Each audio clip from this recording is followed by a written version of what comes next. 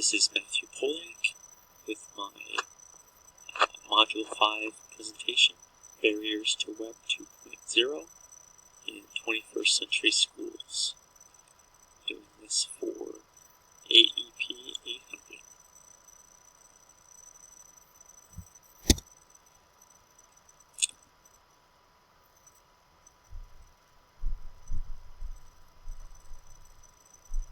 To summarize the article that we read, I'll hit on some of the highlights. Massive increases in spending for technological upgrades, including interactive whiteboards and projectors, laptops, and handheld devices such as tablets, and Wi-Fi capability has not significantly improved the quality of education. Many teachers are excited about technological changes, and especially younger teachers are adapting well to the new tools available, but a great many teachers are struggling to use them in meaningful ways. Learning to use these devices, becoming competent with the software and user interfaces, and creatively utilizing them to actually enhance learning rather than just providing more bells and whistles with, that will all take time and training and effort. Aside from the general technological advance, issues specific to Web 2.0 were discussed. Like many concepts, Web 2.0 is a challenge to define concisely. It's essentially the use of the Internet as a platform for dynamic, often user-generated content and as a collaborative exercise. Along with this dynamism comes a flurry of potential and a host of problems. This presentation will focus on some of those issues.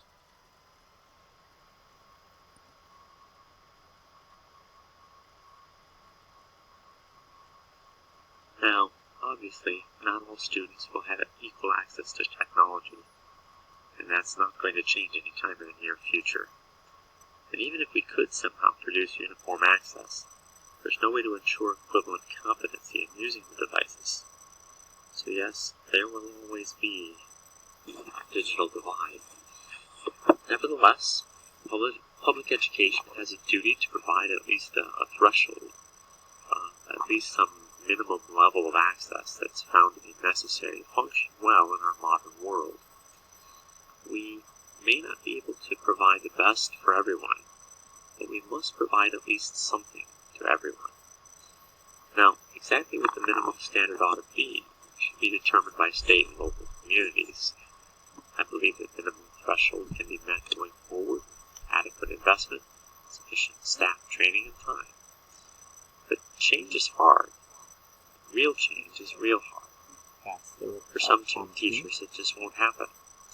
The reality is, some of the old practices will literally have to die out, or at least retire out, before the next generation of public school teachers, with their more inherent mastery of the web, can take over.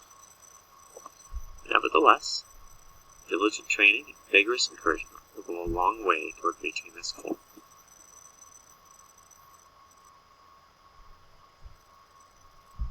That picture Students is supposed to represent the digital divide.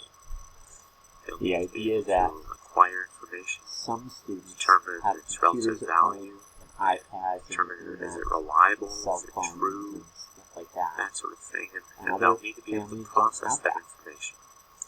In addition, So, you know they how to might type. be able to clearly articulate to A lot of others other 9-year-olds what they don't know how to actually type.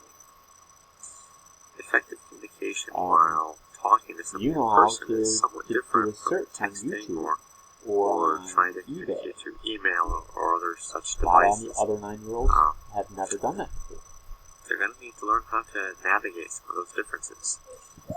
My students will need to learn that text talk is not acceptable in most business emails, for example. We need to help them learn to adapt. We need to learn to help them to adjust and to overcome obstacles. The world's changing so fast that we can't even see the challenges they will someday face.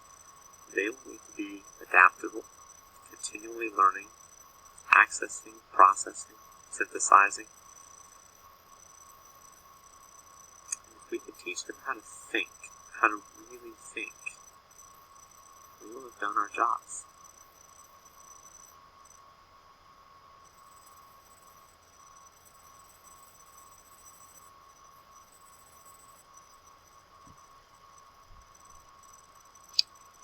Regarding my own personal use of the internet, the global economy has not had much effect on me personally, other than the fact that many of the technological devices are manufactured overseas. That I may occasionally buy something on eBay that perhaps was sent from Singapore or something. While the globality of the internet doesn't affect me directly, the fact that it is essentially ubiquitous has had significant impact in my day-to-day life. In my family, we use the internet to pay bills. While I was washing the dishes today, I was looking for video clips for my physics classes. I take online college courses. We use Amazon.com to buy Christmas and birthday presents.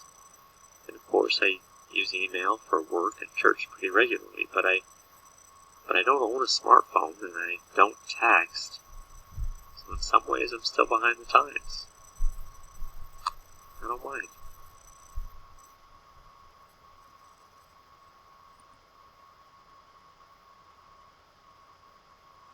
I've recently begun using Reflector after receiving some training at the end of last year. And it seems like one of the more generally useful apps that I've seen.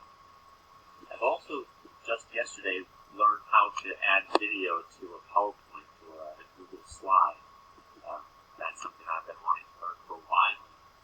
This course finally was the motivation for me to learn how to do that. I have not yet learned how to screencast, with the indication on the screen here that I have.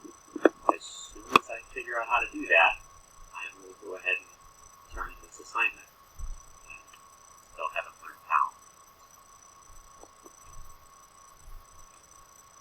I would like to learn how to use Google Classroom, and I would like to learn how to create a web page for each of my classes. But I'm not sure, and I think that once I learn how to use Google Classroom, I may not need a web page.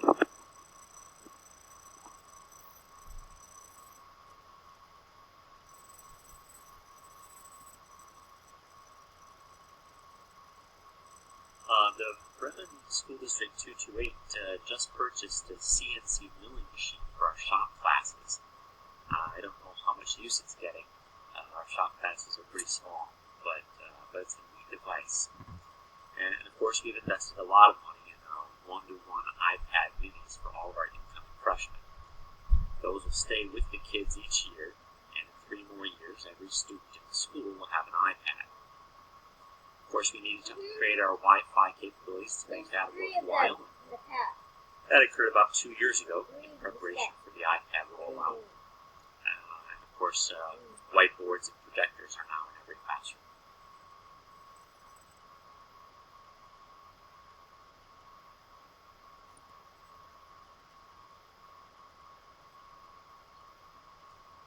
Using the internet to collaborate and share data and ideas is one effective use of the technology. I'll be trying this week to set up a FaceTime meeting with a computer programmer and my after-school robotics club. This seems like a really good use of the technology, though I have never done it before. That's our robot right there. We built it, but we can't get it to work, so we're calling in some professional help.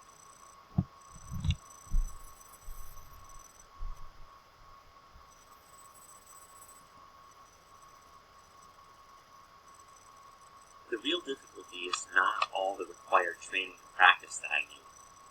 I definitely need it, but I don't think that's the real scary part for me. It's getting the students to buy into this. They're so programmed, so addicted to their cell phones, that even allowing them to use the calculator function during an assignment invariably leads to taking selfies and posting to Instagram and playing music and games and movies, and then I've lost them for the rest of the period.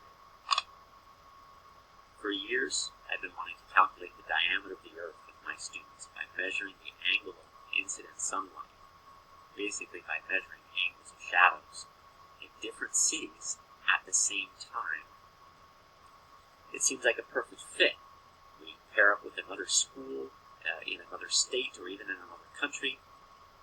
It's collaborative, it's authentic, it even sounds kind of fun. But most of my students just won't do the work. And I can't see how putting cell phones in their hands is going to make them more interested in school. At the click of a button, their music, or their movies, or their games will take their minds a million miles away. That's my biggest concern.